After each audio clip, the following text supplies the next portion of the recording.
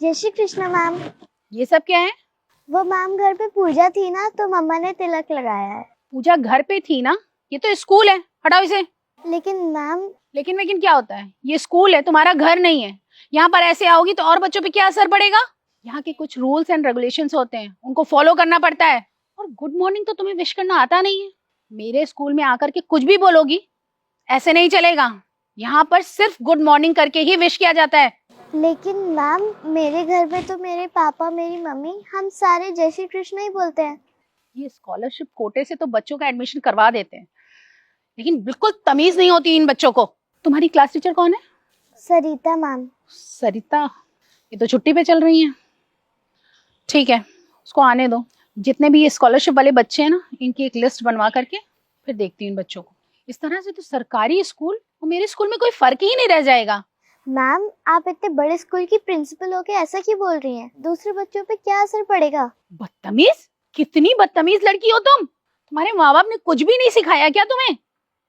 मुझे तो लगता है इसके माँ बाप भी ना जाहिल और गंवार हैं बिल्कुल। मैम आप मेरे पेरेंट्स के बारे में ऐसा क्यों बोल रही हैं? वो बहुत अच्छे हैं। हाँ हाँ, वो तो दिख ही रहा है कितने अच्छे होंगे तुम्हारे पेरेंट्स। ये तमीज सिखाई है तुमको?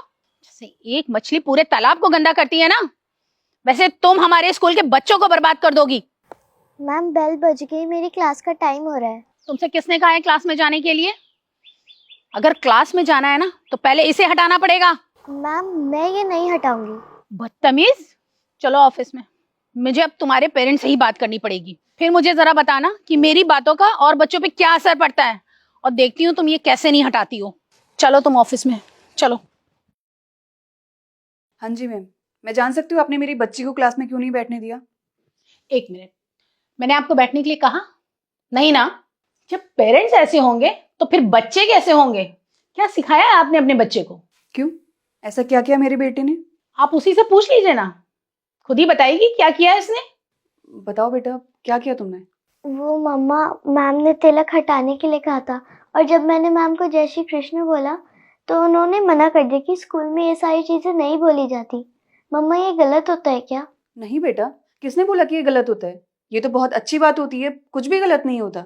हाँ हाँ, कुछ गलत नहीं होता है, लेकिन ये सब काम घर पे किए जाते हैं, स्कूल में नहीं किया जाता है। ऐसा नहीं जो आपकी मर्जी होगी वो आप स्कूल में करने लगेंगे। ये मेरा स्कूल है, यहाँ पर सिर्फ और सिर्फ मेरी मर्जी ही चलेगी। आप जैसे पेरेंट्स अपने बच्चों का स्कॉलरशिप के जरिए इतने हाई फाई स्कूल में एडमिशन तो करा देते हैं, लेकिन यहाँ के स्टैंडर्ड को मैच नहीं कर पाते हैं। मुझे लगता है आप इस स्कूल में नहीं है। मैं चाहे नई हूं या पुरानी, लेकिन आप तो वही अनपढ़ गांव के किसान है ना। अगर मेरे स्कूल में अपनी इस बच्ची को पढ़ाना है ना, तो मेरे हिसाब से ही चलना पड़ेगा आपको। अगर आपके हिसाब से ना चला जाए तो आप अपने बच्चे का टीसी लीजिए और जाकर किसी सरकारी स्कूल में एडमिशन करवा दीजिए इसका। वैसे भी आपकी बच्ची हमारे स्कूल को सूट नहीं करती है। आनंद मंडल जी का नाम सुना है आपने? हाँ, वो इस स्कूल के ट्रस्टी हैं। ये उन्हीं की बेटी है और मैं उनकी वाइफ हूँ। क्या? आई एम सॉरी मैम, वो आप इस स्कूल की प्रिंसिपल है। आपको बच्चों को सही ज्ञान देना चाहिए, सही संस्कार देने चाहिए, लेकिन आपने क्या किया? आपको पता है स्कूल को मंदिर क्यों कहा जाता है? क्योंकि बच्चा स्कूल से अच्छी चीजें सीखता है। लेकिन जिस स्कूल में आप जैसे टीचर्स हो वहां बच्चा क्या सीख सकता है? कुछ भी नहीं। और अनपढ़ कह रही थी ना मुझे? सॉरी मैम, अनपढ़ मैं नहीं, अनपढ़ आप हैं। आपको हमारे इतिहास के बारे में पता है, हमारी संस्कृति के बारे में पता है? आपको इन सब चीजों के बारे में थोड़ी पता होगा, क्योंकि आप जैसे लोग मॉडर्न कल्चर में इतना डूब चुके हैं कि आपको तो इन सब चीजों के बारे में कुछ पता ही नहीं है।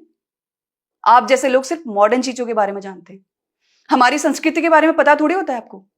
लेकिन नहीं, अब ऐसा बिल्कुल नहीं होगा, क्योंकि मैं नहीं चाहती कि इस स्कूल में ऐसे प्रिंसिपल हो। अपना सामान उठाइए और जाइए यहाँ से। मैम आप मेरी बात तो सुनिए, थोड़ी सी मिसअंडरस्टैंडिंग हो गई थी, आगे से ऐसा कुछ नहीं होगा मैम। ये झूठा दिखावा करने की जरूरत नहीं है मेरे सामने, क्योंकि मुझे पता है आप कौन है और क्या करती हैं। और आपने मेरे साथ जो इतने टाइम से बिहेव किया ना, मुझे सब पता चल गया।